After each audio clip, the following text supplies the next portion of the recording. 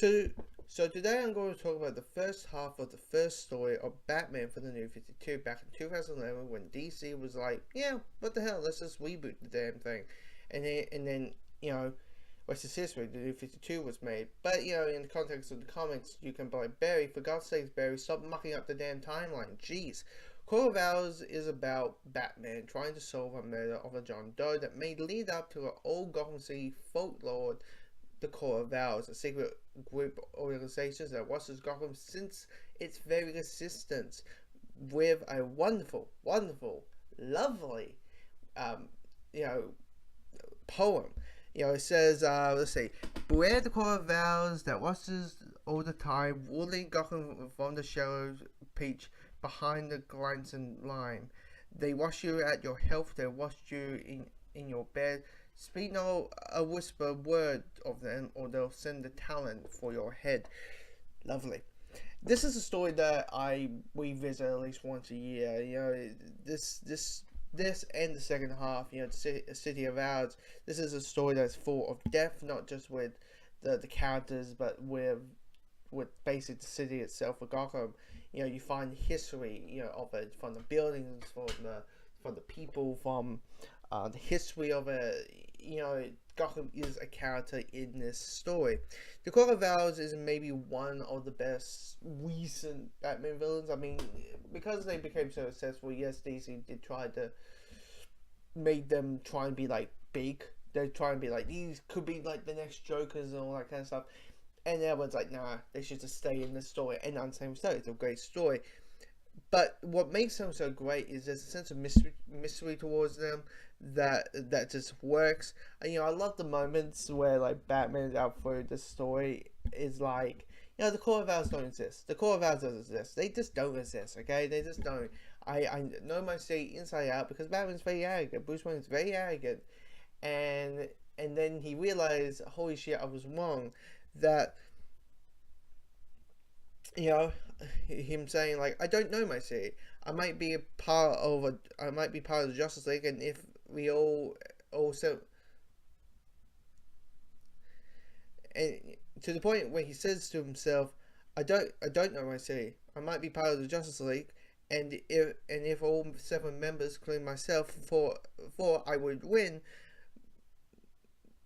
I will win and be the winner because I'm Batman, but I'm still human. I don't know everything.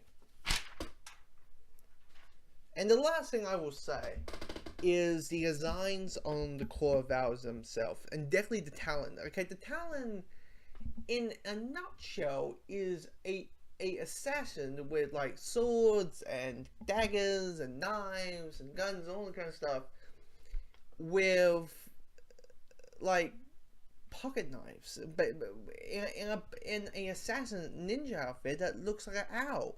In concept, that ain't gonna work, but it works. I mean, and even to the point of the core of the Court of Owls themselves, they all have these like pure white masks that just work and inch through the atmosphere to the point. You know how creepy they are? Go on Google and look at some cosplayers. It is creepy. Repeat, guys, creepy.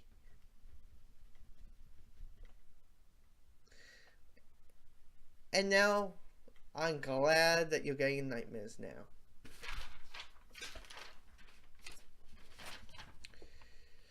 So, I just finished reading the second half of the Court of Owls story, City of Owls. In this part is when, things are starting to move, the Court of Owls, things that move, Court of Owls were all just set up, the Talons are attacking Wayne Manor, and while Bruce and Alfred are fighting them off, the Bat family, Nightwing, Batgirl, Robin, and Red Hood are out on the streets of Gotham to stop the ones that are part of the list. And the thing about it is basically a lot of action scenes. It's action scene with a little bit of like story threads out through it. And the thing about it is that at the end there's this big like story. There's like a big like twist, and you're kind of thinking like a twist like that. I don't want to spoil it.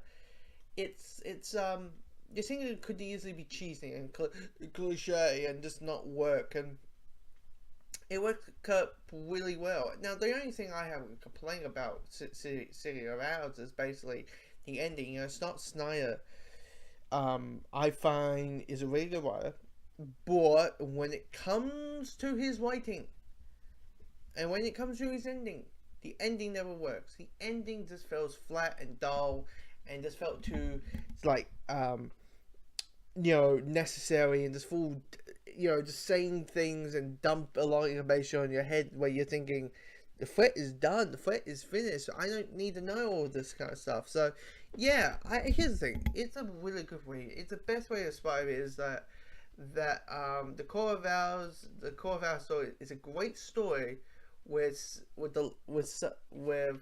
a sucky last